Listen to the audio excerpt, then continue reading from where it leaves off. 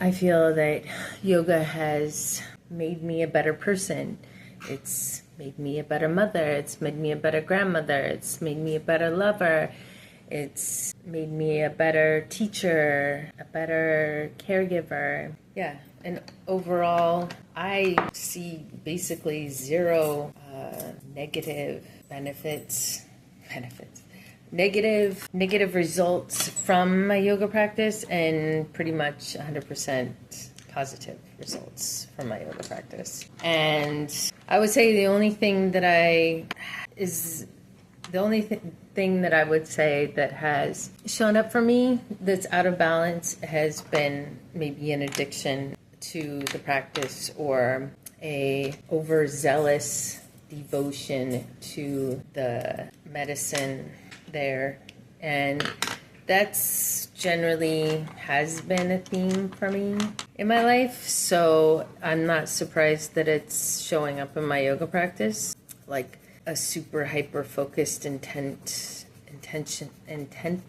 just like a zealous attitude towards life. And so when I get really like excited and passionate about something, I have a tendency to just like lock in and be super into it, you know? And I know a lot of folks out there like that. So I made a post on Facebook actually that talked about addiction and how we're all sort of bred and programmed in our culture, in the Western culture, to addict. And it's actually passed down through us to us genetically. And so why not use that addictive nature as leverage to create healthy addictions, you could call it that, or healthy habits or healthy patterns that ultimately serve us and help ourselves, our families, the world in general. So I am transmuting this addictive qualities that I have, addictive behaviors that I have, into healthy, healthy habits, healthy patterns, healthy activities.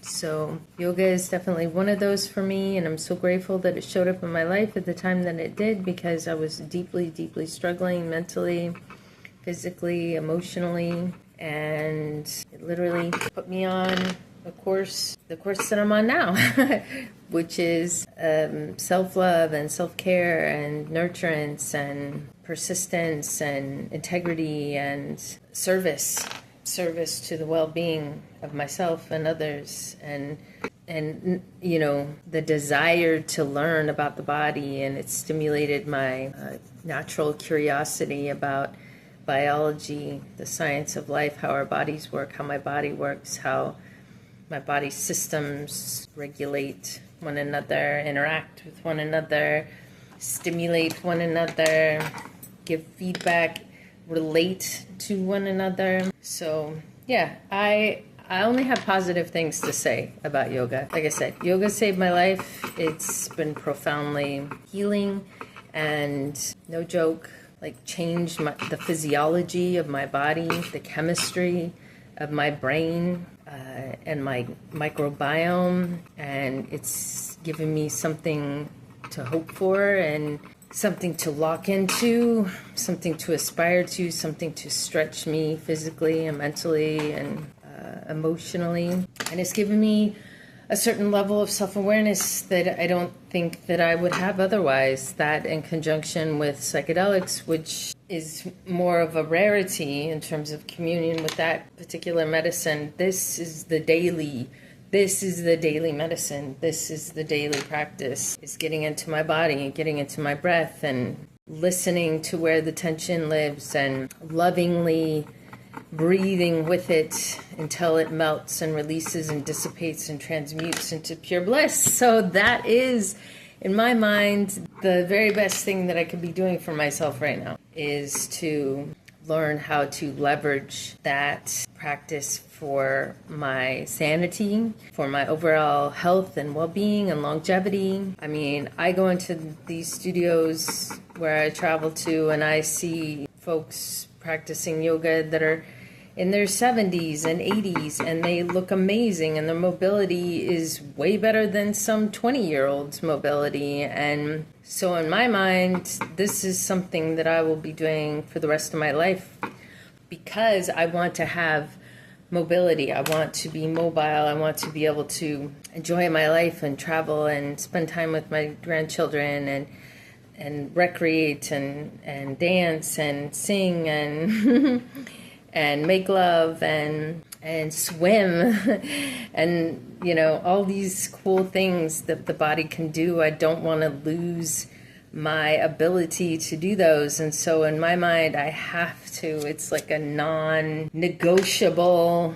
contract I have with myself, is that I have to continue to engage in yoga as much as possible in order to allow my body to thrive and to be the best version that it can be, despite all the chaos around me, despite all the discontent and the gloominess and the negativity and the temptations and the, you know, just the general spirit of dissatisfaction and disassociation in life, that society, that culture, that the Western mind gravitates towards.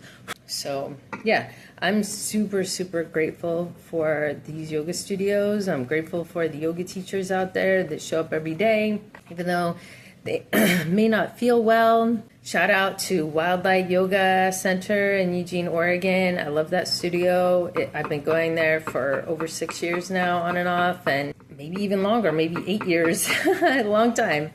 And yeah, I just love it.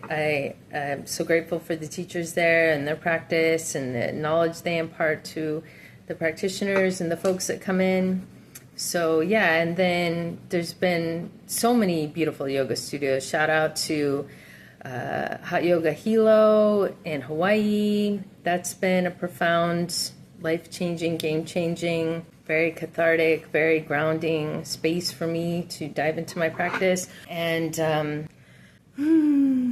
also Arise Hot Yoga in Ashland. I love the practitioners there. I love the teachers there. Found some really good healing there. That's a newer studio, but I've been really enjoying. And yeah, shout out to the Ashland YMCA, where I first started practicing yoga 14 years ago. And just, yeah, what a life-changing experience that was for me.